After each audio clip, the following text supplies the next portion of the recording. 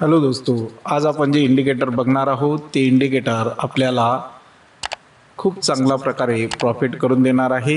फक्त वेटिंगची आवश्यकता आहे. तर आज जे आपण इंडिकेटर बघणार आहोत त्या इंडिकेटरचं नाव आहे सप्लाय अँड डिमांड. पूर्ण मार्केट हे सप्लाय आणि डिमांड या दोनच गोष्टीवर चालत असते. म्हणून आज आपण बघणार आहोत सप्लाय अँड डिमांड. तर चला बघूया कशा पद्धतीने आणि कुठे एंट्री व एक्झिट घ्यावी आणि चांगला बेनिफिट कमवावा आणि SL सुद्धा हिट होणार नाही या पद्धतीने आपण आज सेटअप करणार आहोत. तर सुरुवातीला आपण बघायचं आहे की या इंडिकेटरला आपण कोणत्या टाईम फ्रेममध्ये वापरायचं आहे. आपण या इंडिकेटरला 1 मिनिट टाईम फ्रेममध्ये वापरू शकतो, 5 मिनिटमध्ये वापरू शकतो आणि 15 मिनिट टाईम फ्रेममध्ये सुद्धा वापरू शकतो.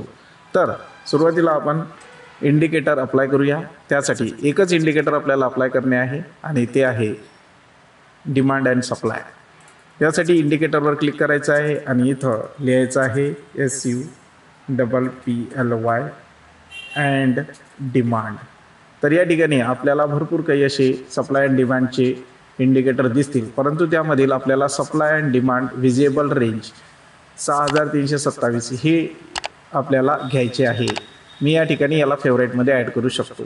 जसे मी या ठिकाणी फेवरेटमध्ये ॲड केलेले आहेत. यावरती क्लिक केल्यानंतर आपल्याला चार्टवरती सप्लाय आणि डिमांड हे दोन भाग आलेले दिसतील. तर निळ्या अक्षराने दाखवलेलं आहे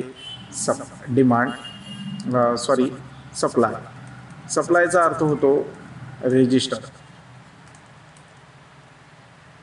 आणि या ठिकाणी डिमांड होणार आहे म्हणून हा भाग आहे डिमांड. डिमांडला आपण काय म्हणत असतो, सपोर्ट.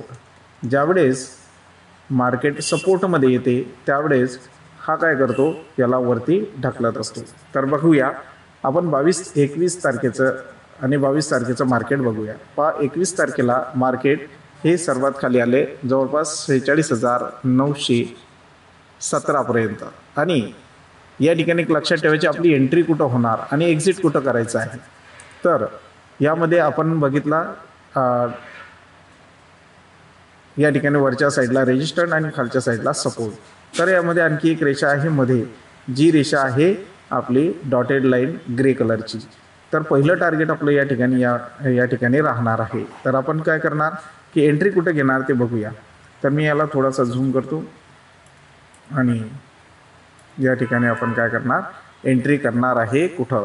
तर आपण एंट्री करणार आहोत ज्यावेळेस ही डॉटेड लाईन क्रॉस होईल. म्हणजे या ठिकाणी क्रॉस झाली आहे आणि इथं आपण एंट्री केलेली आहे. हा SL म्हणजे हे एंट्री पॉईंट आणि हा SL स्टॉप लॉस आणि इथून मार्केट काय झालं, वरती जायला सुरुवात झाली. तर आपलं पहिलं टार्गेट राहील या ग्रीन लाईनला एक्झिटचं. मग आपण 2 जर ट्रेड घेतले असतील, 2 लॉट घेतले असतील तर पहिलं टार्गेट आपलं काय राहणार आहे, या ठिकाणी एक्झिट. यानंतर पुन्हा दुसरं टार्गेट आपलं या ठिकाणी दुसरं टार्गेट राहणार आहे. ज्यावेळेस आपण डिमांड झोनमध्ये येऊ त्यावेळेस हे दुसरं टार्गेट म्हणजे इथून आपण एक्झिट करू शकतो. तर एकदम सोप्या पद्धतीनं या ठिकाणी हे इंडिकेटर आपण वापरू शकतो.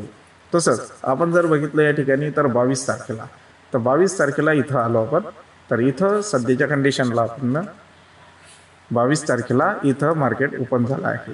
इथं आपण या रेषेला क्रॉस केलेलं नाही आहे म्हणून मार्केट वरती या ठिकाणी आला आणि आपल्याला वेटिंग करायची आहे डिमांड झोनची. या ठिकाणी आपण काय करणार, इथं सपोर्ट आहे आपला, यामध्ये ज्यावेळेस मार्केट येईल त्यावेळेस आपल्याला एंट्री करायची आहे या लाईनच्या वर.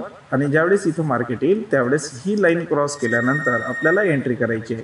या ठिकाणी आपण एंट्री केली आणि इथून मार्केट खाली आणि इथून मार्केट पुन्हा इथंपर्यंत पहिली आपला एक्झिट या ठिकाणी राहणार आहे. आणि आता सध्या मार्केट इथून होऊन इथं आलेलं आहे आणि पुढे आता वरती जाईल. आपण 26 तारखेला बघणार आहोत. तर एकदम सिंपल, सप्लाय अँड डिमांड ह्या दोन्ही पोझिशनमध्ये गेल्यानंतरच आपण एंट्री करावी, तोपर्यंत आपण वेटिंग करत असतात.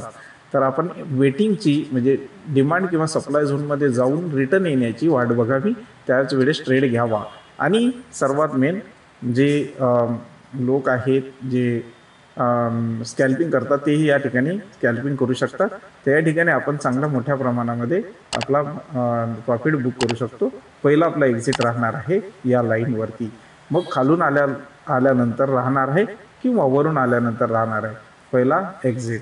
अशा पद्धतीनं आपण या इंडिकेटरचा वापर करून चांगल्या प्रकारे प्रॉफिट घ्यावा. धन्यवाद.